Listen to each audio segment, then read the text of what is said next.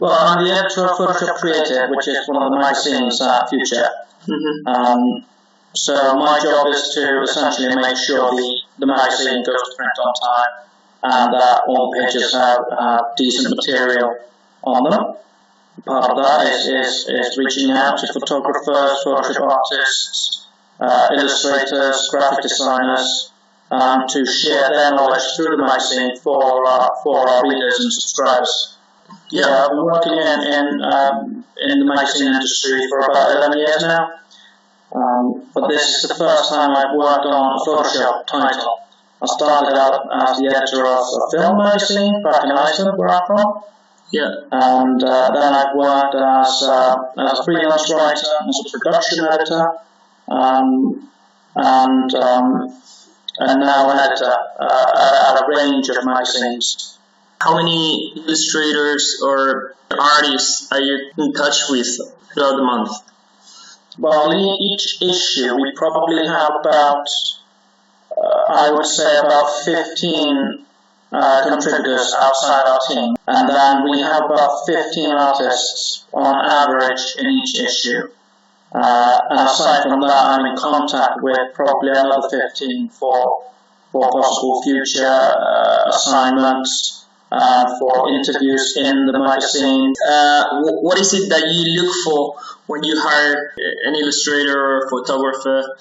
It can be any number of things. Something that grabs my attention.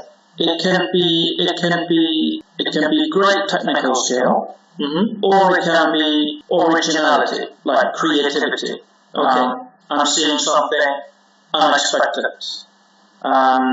And for illustrators, is the artwork I'm looking at, does it offer something we don't already offer? Will it bring something new? We have, for example, a couple of really great illustrators who are fantastic at like geometric art. But I don't have a lot of line arts. Brilliant line art artists. And then I have a fantastic artist who does a lot of like paints, digital paintings. Yeah. And another one who does almost anime-like stuff. So, it can be someone doing landscapes in a way I haven't seen before, and it doesn't need to be like great technical skill. If it's creative, if it's using the skill they have in a creative way. Yeah. In a way that interests me, because I'm not a Photoshop expert myself. I mean, I know my way around, but my job is to find the experts, is to find the people who can do this really, really well and make sure that it's presented well. If you were to choose a person that inspired you throughout your career, or perhaps someone you admire, whether he or she is an editor, company owner, artist, someone you think of when you think of the kind of success you would like to reach, who would that be? My favorite actor, probably, is the first one that comes to mind. Yeah. I was 11 when I saw Jurassic Park for the first time. And I saw Sam Neill as Dr. Alan Grant. Yeah. And about 10 minutes into the film, I had decided that Sam Neill would be my favorite actor until the day I die. And he still is today. And he's been wildly successful, but no one has actually noticed it, really. He's been in some of the biggest films of all time, but he's never in a gossip magazine because he's married success with integrity.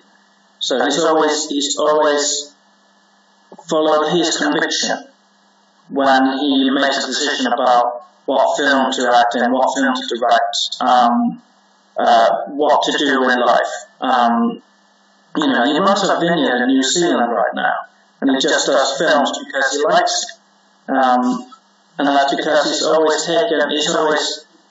at least seemed to me, he's made decisions based on his own integrity, based on what he wants, not what he thinks others want. Yeah. That's something I connect with a lot. I seek my own happiness. As an editor, I guess that you apply that philosophy when it comes to choosing an artist. You follow your heart instead of thinking of what somebody else would think in your shoes, right? Because I look at art as a reader. When I'm choosing stuff for the magazine, for example, I look at it as a reader who wants to know how to master Photoshop. And so I look for things that interest me.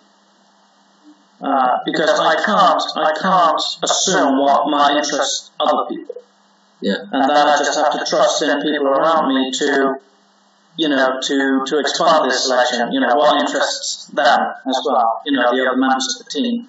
And I listen to them, and then together we select the stuff for the magazine. And it's the same for, me being an editor. I don't become an editor to be rich. No one does. It's not an industry where you get rich, but it's an industry where you get to be really creative, where you get to unleash that passion in you. If you can think of any advice you would like to give to those who wish to become professional illustrator / artist from your point of view? Do what you want.